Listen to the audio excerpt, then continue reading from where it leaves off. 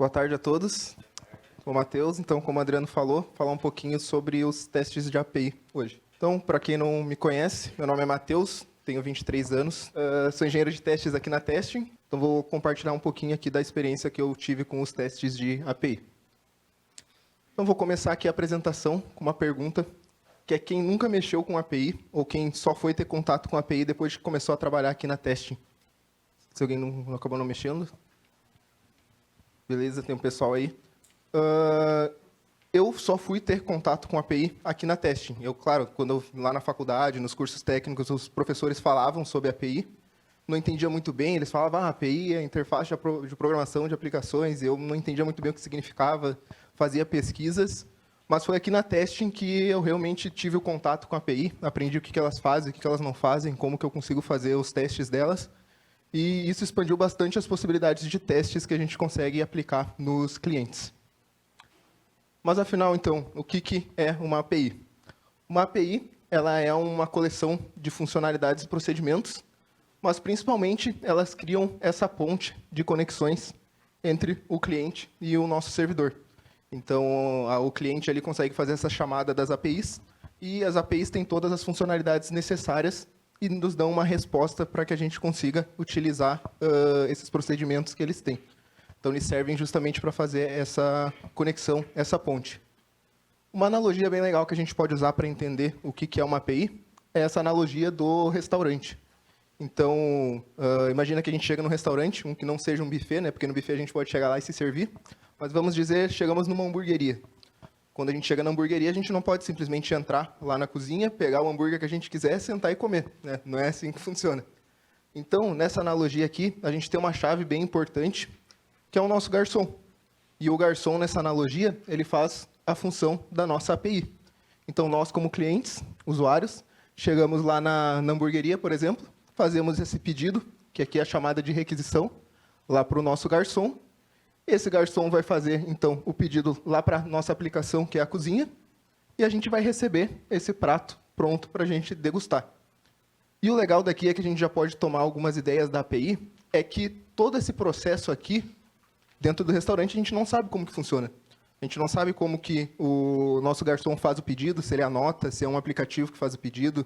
A gente não sabe quantas pessoas estão trabalhando na cozinha, se é uma, se é 10, se é 20, se eles usam chapa, se eles usam faca, garfo. A gente não sabe exatamente como funciona essa parte.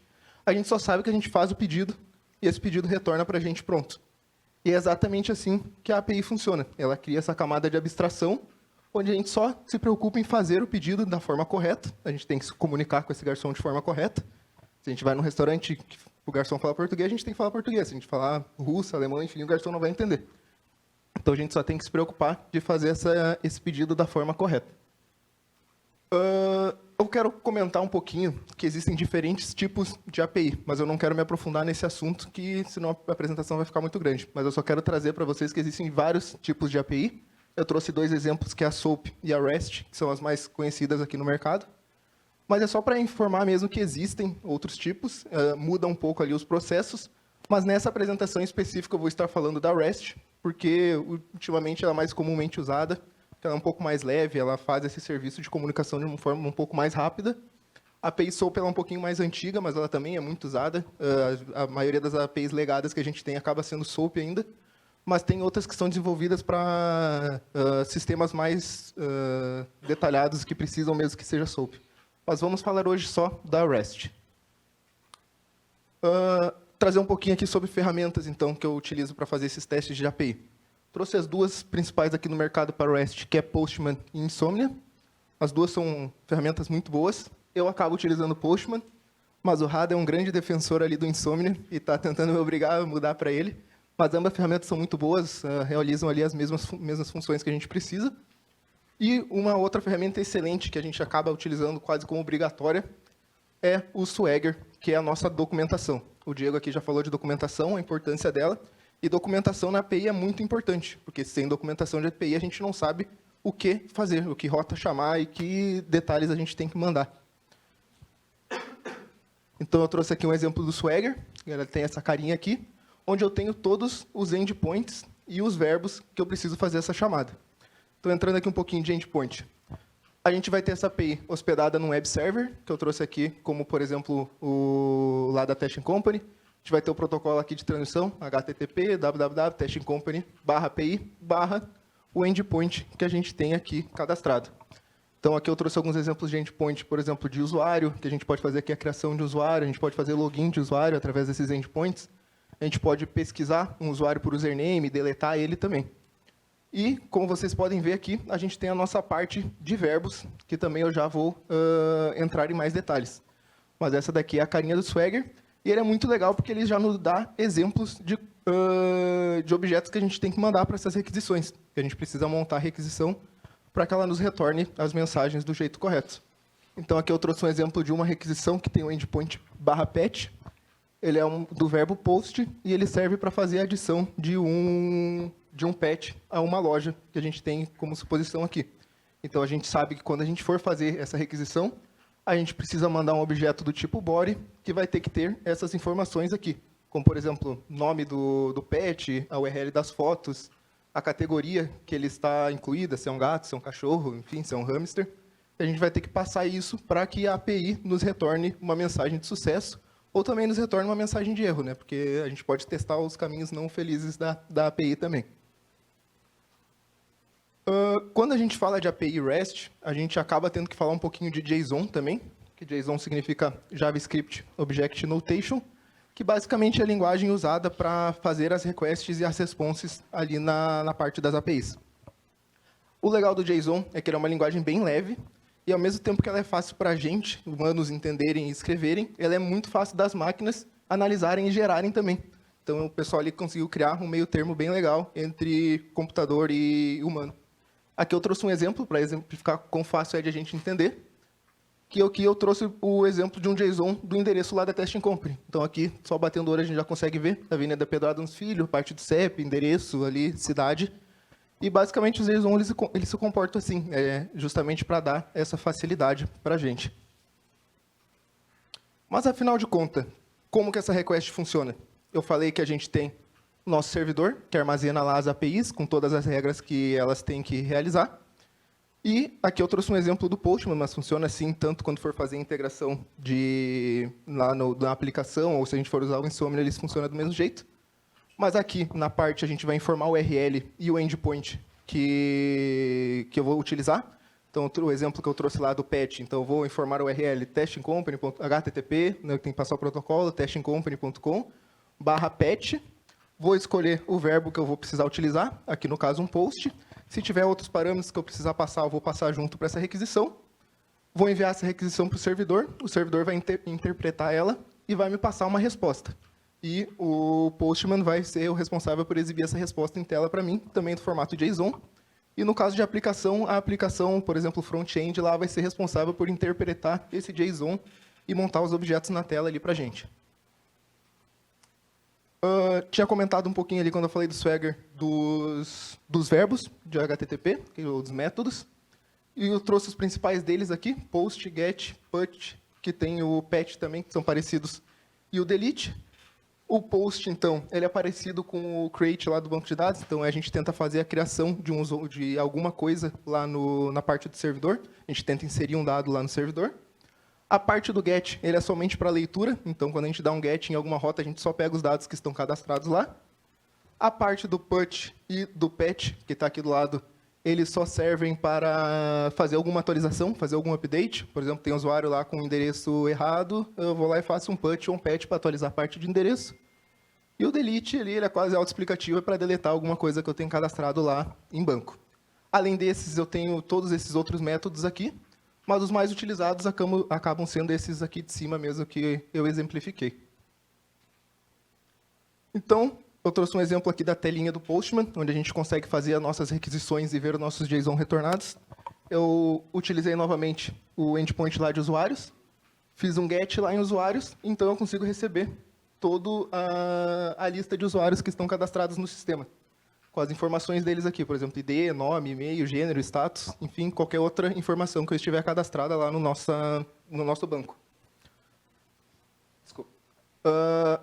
O legal aqui do Postman também, e das outras interfaces para fazer os testes, é que a gente consegue declarar variáveis. Então, ao invés de a gente colocar todo o endereço ali, https, testing company, a gente consegue só declarar uma variável, por exemplo, ali chamada de URL base, e toda vez que a gente precisar chamar a URL, a gente só pode declarar a variável ali dentro da requisição e só adicionar o endpoint dela. E funciona eu posso declarar essas variáveis de diversas maneiras, não só para URL, mas também para dados que eu preciso passar ali para as requisições. Aqui nessa tela a gente já pode observar bastante informações. Ele me retorna o status code também, que eu já vou entrar em detalhes. Me retorna o tempo que eu demorei para essa requisição ser feita e respondida, então ali mais ou menos 1.500 milissegundos. E também o tamanho dessa requisição, que é ali mais ou menos 2 KB. Então, sobre os status codes, eu comentei antes que essas APIs vão estar armazenadas num servidor web, e o servidor web usa HTTP para fazer a comunicação. Então, a gente acaba usando também os status codes de HTTP. Eles são divididos entre essa linha de 100, 200, 300, 400 e 500, que eles representam alguns códigos para a gente. Então, as mensagens de sucesso vão vir ali na parte de 200. Por exemplo, ali na outra tela a gente teve o status 200 ok, a gente pode ter o 201, que daí é o status que alguma coisa foi criada com sucesso. A gente tem aqui na parte do 400, que são os erros na parte do cliente. O muito famoso que a gente tem, que é o 404, que é aquele not found, que é quando alguma URL não foi mais encontrada lá no servidor. A gente tem a parte de server error, que a gente tem aquele erro bem genérico, que é o nosso erro 500, que ele só diz que aconteceu alguma coisa, mas a gente não tem ideia do que aconteceu. A gente tem o 504 também, por exemplo, que é aquele de gateway timeout, que o tempo da requisição demorou muito mais do que ela deveria, daí o servidor vai lá e corta a requisição. E a gente tem mais vários outros erros que a gente pode usar ali no processo de teste, né? Então, até para lidar se o erro que está retornando realmente faz sentido, ou para entender que esse status que retornou para a gente, se é um erro nosso, que quando a gente criou essa requisição a gente criou errada, ou se realmente é um erro lá pela parte do desenvolvimento. Eu vou trazer mais outro exemplo aqui de um post, antes eu já falei um pouquinho do GET. E agora eu estou tentando fazer um post, a URL e o endpoint continuam o mesmo, a gente só muda o verbo, porque é a parte ali de criação de usuário ainda. E eu estou tentando criar um usuário lá na base de dados chamado Matheus, que é meio teste, do gênero masculino e status ativo. E para eu conseguir fazer a criação desse usuário, eu preciso passar um corpo no formato JSON para que esse usuário seja inserido lá dentro da base de dados. Só que aqui a gente tem uma particularidade, que quando a gente tenta fazer essa criação, a API retorna que a gente não tem autorização necessária para fazer essa criação. E aí que entra a parte de token. Dependendo da rota que a gente for utilizar numa aplicação, a gente tem que ter a autenticação necessária. Assim como a gente precisa ter autenticação para usar, por exemplo, nosso Facebook, nosso Instagram, para provar que nós somos nós mesmos, e também para a gente gerenciar as permissões que cada cliente tem. Então, imagina que eu tenho um Facebook e todo mundo consegue excluir a conta de todo mundo. Imagina a zona que seria, né? Então, a gente precisa ter essa parte de autenticação para garantir que eu tenho as permissões necessárias para realizar essas ações que eu preciso. Normalmente, em API, a gente tem todos esses tipos de autenticação, mas, normalmente, quando a gente vai realizar esses testes de API, os próprios desenvolvedores ou o time passam uma documentação e a gente já vai ter uma rota de autenticação, que vai gerar um token para a gente, por exemplo. E esse token vai ser passado junto lá na parte de a gente fazer essa criação de usuário, ou enfim, qualquer outra rota que a gente precisar de autorização. A gente passa ele por essa abazinha de autenticação aqui, né? Ele vai criar um campo e vai pedir o tipo de autenticação para a gente passar. E, depois do momento que a gente já está autenticado no sistema, a gente mandar a mesma requisição lá de criação do usuário com os mesmos dados, ele vai me dar o status de, então, usuário criado com sucesso. A partir do momento que esse usuário está criado, a gente consegue achar ele através de um GET, né? A gente até pode passar aqui por parâmetro, que serve para a gente fazer um filtro. Então, aqui eu fiz a busca pelo ID do usuário que criou, mas eu também posso fazer a busca por outros dados que eu tenho cadastrado lá no nosso servidor. Então, aqui eu fiz uma busca de todos os usuários masculinos que estão com o status ativo. Isso daqui pode ser configurado lá pela parte do desenvolvedor também. Mas, afinal, eu mostrei um pouquinho aqui da cara do Postman, mostrei como a gente faz uma requisição, parâmetros que a gente pode passar, autenticação, mas por que a gente tem que testar a API?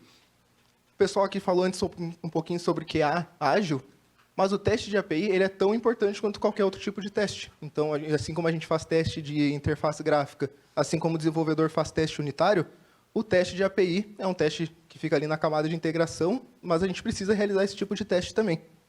E O legal do teste de API é que cada vez mais os aplicativos que a gente cria, o front-end do aplicativo que a gente cria, até tem um projeto aqui na Testing que eu estou ali junto com o Rada, a gente cria uma casca só. E essa casca é responsável por só ler os dados, só fazer as requisições e ler os dados de retorno. Então, todas as regras de negócio que a gente tem do nosso aplicativo, da nossa aplicação, está nas APIs. Então, e o legal disso é que se eu mudar uma regra de negócio na API, eu não preciso reconstruir a parte lá do front, porque o front ele já vai estar preparado para receber essas informações. Então, se eu tenho todas as regras de negócio lá na API, dá para concordar que faz bastante sentido a gente testar essas APIs, né? E outro ponto bem legal é que o teste de API ele é muito mais rápido de executar do que um teste de interface gráfica. Porque no teste de interface gráfica eu tenho todo o processo de utilizar a interface gráfica, ter que esperar o carregamento dela, às vezes ter que fazer fluxos para chegar até o momento que eu quero realizar o teste. Então, imagina um teste de compra de um produto num aplicativo. Normalmente eu tenho que fazer login, eu tenho que pesquisar o nome do produto, tenho que adicionar o produto à sacola, botar dados de cartão, dados de CEP, endereço, finalizar o pedido para daí realizar o teste que eu estava precisando. Já na parte de API, se eu já tenho as rotas mapeadas, os endpoints mapeados, o teste de API é rapidinho, porque eu já vou saber o produto que eu quero utilizar no teste, provavelmente eu já vou ter algum dado de pagamento, algum dado de CEP pré-cadastrado, porque eu já devo ter realizado algum outro tipo de teste. Então, é basicamente só enviar uma requisição que finaliza o pedido, para a gente ver se esse pedido vai ser finalizado com sucesso, ou se ele vai me retornar algum erro. Eu trouxe uma partezinha aqui da parte de desempenho também, a partir do momento que a gente já tem a documentação lá no Swagger, por exemplo, de todas as rotas das APIs, fica mais fácil de a gente mapear para realizar o desempenho. Então, a gente pode pegar ali as rotas mais utilizadas pelo usuário e ficar batendo com uma grande quantidade de dados lá para ver como que isso vai se comportar, se ele vai aguentar 60 mil usuários acessando a mesma rota ao mesmo tempo, por exemplo. E eu trouxe aqui também a pirâmide de testes, né? É difícil fazer uma apresentação de CAS sem falar um pouquinho dela, mas o teste de API ele fica aqui na parte do meio da pirâmide. Lá em cima ficam os testes de interface gráfica, então ele tem um retorno de investimento um pouco melhor do que os testes de interface gráfica, justamente por essa parte de ele ser um pouco mais rápido de executar e, às vezes, um pouco mais fácil de executar também, porque a gente consegue isolar os erros. Então, tem muito teste que eu não consigo fazer pelo front, que talvez eu consiga fazer pela API, porque a API eu tenho uma liberdade maior de mandar dados errados para ver como que ela vai se comportar. Outro ponto muito legal que eu quero trazer aqui é os testes que eu posso realizar pelo próprio Postman. Acredito que o Insomnia tem essa funcionalidade também. Mas aqui, eu voltei para a request lá de criação de usuário, Postman lá no endpoint users, e eu tenho essa abinha aqui, chamada testes, quando eu vou fazer a minha requisição. Nessa abinha testes, eu consigo escrever scripts de teste para validar os resultados que eu tenho lá na parte do Postman, então. Esse teste aqui, quando eu estava fazendo a apresentação, eu devo ter demorado, em média, uns 10 segundos para montar, porque eu já tenho meus snippets prontos aqui do lado. Então, por exemplo, status code retorna 200. É só eu realizar um clique ali, nesse caso ele retorna 201, mudei o status para 201. O teste está pronto. Então, se eu quero validar só o status code de todas as rotas, eu já posso deixar essas requests prontas, tanto as que vão retornar status de sucesso, quanto as que vão retornar status code de erro, e rodar elas numa coleção inteira. Então, eu posso pegar 100 rotas lá das APIs e rodar todas elas e deixar os testes já escritos para ver se eles vão passar. Então, tem testes como, por exemplo, lá no body, quando retornar na response, vai ter meu e-mail cadastrado lá, teste1234@mateus, que é o e-mail que eu mandei lá na hora da criação. E eu vou verificar aqui também se a resposta demorou menos de 2.000 milissegundos. Como a gente pode ver ali, ela demorou aproximadamente 400 milissegundos, então ela se enquadra nessa parte dos testes também. E o que a gente pode testar nas APIs, então, né? Os testes de API, eles são mais ou menos semelhantes com os testes que a gente consegue realizar lá na parte de interface gráfica, lá na parte do front-end. Então, claro, eu posso testar o caminho feliz, eu posso verificar se a API realmente está realizando o que ela deveria realizar. No caso ali, a gente trouxe a parte de criação de usuário. Mas eu também posso testar o tratamento de erro delas. Eu posso verificar se eu mando um dado errado lá para a parte de criação de usuário, como que ela vai se comportar. Se ela vai retornar o nosso erro 500, que daí é um erro que não faz sentido, que provavelmente vou ter que passar para o desenvolvedor, analisar para ver se é erro de programação, se é erro de lógica, se é eu que fiz a requisição errada. Ou a gente pode verificar também se o status code retorna correto. Então, por exemplo, se eu mandar algum dado errado lá, provavelmente ela vai ter que me retornar um erro 400, que é o erro que diz que a minha requisição foi mal formada. E também mensagem de erro e sucesso, validação do JSON retornado, tudo isso a gente pode testar lá nas APIs. Então, aqui eu trouxe um exemplo de caminho feliz, de novo, aquela parte lá de criação dos usuários. E eu trouxe aqui um exemplo de tratamento de erro. Então, eu peguei uma API que ela faz a criação de um endereço lá na base de dados, e eu passei ela vazia, porque eu queria saber o que ia acontecer se eu passasse uma requisição vazia. Então, ele me retorna lá erro 400, ele me diz aqui bad request, do mesmo jeito que ele diz lá em cima, e ele vai me informando, através de mensagem, o que está acontecendo. Então, eu tenho um campo chamado user ID, que eu não passei, e ele me retorna aqui o erro que ele é um campo requerido. Mesma coisa ali na parte de country, que é um campo requerido. Montei de novo essa mesma request, fiz a requisição. Então, eu fui ver os campos ali que eles estavam pedindo, só que nessa vez eu passei o campo number como um int, porque na minha cabeça fazia sentido o campo number ser um int. Só que lá ele retornou que não. Na verdade, o campo number deve ser um string, porque eles devem ter configurado esse tipo lá na parte do banco de dados. Então, ele vai me retornando essas mensagens e já facilita, porque eu sei que é um erro da minha parte na hora de montar a request e não preciso lá chamar o desenvolvedor para perguntar o porquê talvez tenha falhado isso. Aqui eu trouxe essa parte como um bônus, que foi algo que melhorou bastante o meu trabalho no momento de testes. Eu trouxe aqui só para testes web, mas eles funcionam também para teste mobile. Eu trouxe mais para teste web porque a gente tem o DevTools lá do navegador, o inspecionar do navegador, que facilita a nossa visualização, mas a gente consegue fazer nos aplicativos através de debug também. Existe uma tela aqui de cadastro de endereço, que era daquela mesma API que eu estava ali exibindo para vocês. E quando eu informo todos os meus endereços aqui e clico no botão de salvar, ela estava me retornando essa mensagem. Ocorreu um erro, tente novamente mais tarde. Uma mensagem bem genérica, né? Se eu não fizesse essa inspeção aqui, que eu vou mostrar para vocês, provavelmente eu reportaria lá para o desenvolvedor front-end. O desenvolvedor front-end ia analisar, ver se fosse com ele. Se não fosse com ele, ele teria que passar para o desenvolvedor de back. O desenvolvedor de back teria que analisar para ver se é com ele. Então, já nos dá um trabalho bem maior, já tem aquele tempo de espera. A gente sabe que os desenvolvedores não é sempre que estão ali no momento disponível para responder nossas perguntas, né? Então, nesse momento, o que a gente pode realizar? A gente pode abrir o inspecionar lá do nosso navegador, enfim, do Google Chrome, do Mozilla, que eu trouxe a parte do Google Chrome. E a gente pode mandar essa requisição novamente. A gente pode mandar ele salvar novamente o nosso endereço. Quando a gente manda isso, a gente pode verificar, que na imagem ficou um pouquinho apagado, mas tem uma requisição chamada address, que ela está em vermelho porque ela me retornou um status code 400, que é um status code de erro na parte do cliente. A gente, clicando no nome dessa requisição, a gente consegue ver que ela fez uma requisição lá para a URL desejada. Essa requisição é um post, porque eu estou tentando fazer a criação de um usuário. E ele me retorna aqui o status code 400 de bad request. Analisando a parte ali de preview, a gente consegue ver a mensagem que essa aplicação retorna para a gente. Então, aqui eu já consigo verificar que ele me deu erro, porque ele não conseguiu achar longitude e latitude na parte da criação de requisição.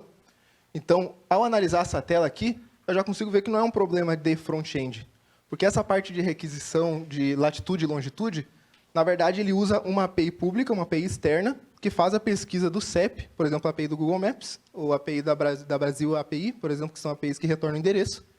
E eu tive o dedo ali de escolher um CEP que não tem latitude cadastrada, que acontece. O Brasil é um país muito grande e, às vezes, acontece de a gente não ter latitude para todos os endereços cadastrados.